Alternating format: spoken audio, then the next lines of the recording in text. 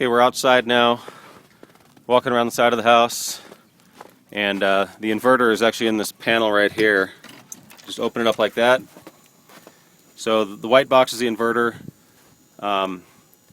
This gray panel is the charge system controller. Basically, if you look right here, 1, 2, 3, PV array 1, wind, and phone. You always want PV array 1 to be on, because that is what allows the solar panels to charge the batteries. Wind, I've got it off because, like I said, there's a problem with the wind turbine. And phone, there's no phone service right now, so I'll leave that off. If you have a local phone through Quest, you can turn that on, otherwise leave it off because it does draw a little power. This is pretty basic. Green will show that the battery's got a pretty good charge rate, amber low and red empty. But really you want to use the digital readout inside for that. Okay, PV charge control 1, it's charging. That'll pretty much always show charging. You don't need to worry about this. That's the main disconnect. If you wanted to completely shut off all the power to maybe do some electrical work on the house.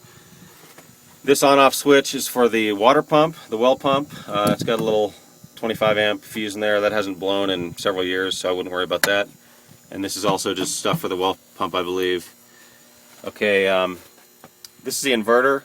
You really shouldn't have to change anything on this. I've pretty much got it set up the way I like it to be set up. The only thing that you may want to consider adjusting is if you're running the battery charger, the generator, and you want to increase the charge rate, you would go right here to battery charge rate. You got to stick like a screwdriver in there, and I think I had one laying down in here somewhere, and you just turn it up slowly, and then you go inside the house and look at the charge rate and see what it's set at. But basically right now I've got it set pretty well. It's very touchy, and it's easy. If you set it too high, if you set the battery charge rate too high, it'll kick off the generator, and then you have to shut it down and reset the system, and it's a real pain in the ass. So unless you really want to charge the batteries in a hurry, I would leave that set just right where it is. One last thing, if you want to completely shut off the inverter, it's real easy. It's just this one on-off switch right here. It's got a yellow phone cord or Ethernet cable hooked up to it. Basically one push and it completely kills power to the entire house. I would strongly suggest you do this whenever you leave.